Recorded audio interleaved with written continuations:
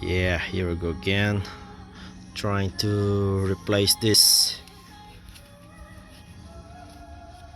brake pad.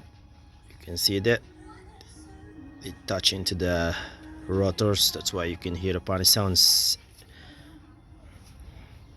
Yeah, there's a new one ready to put it in.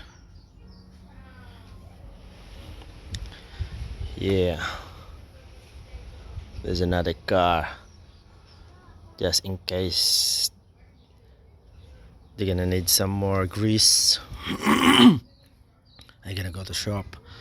Yeah, there's another one. This for the other side. You can buy a cheap one for the super cheap, about 60 bucks both side, and then 85 bucks for the rotors, two rotors. It's not bad, because if you come in, oh, there's another one. It's a wiper. It's a wiper refill rubber.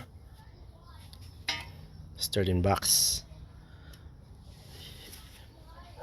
If you bring your car to the shop just to fix this, it costs about 300 bucks. And now I got a 60 and 85 plus grease, maybe about 150 bucks.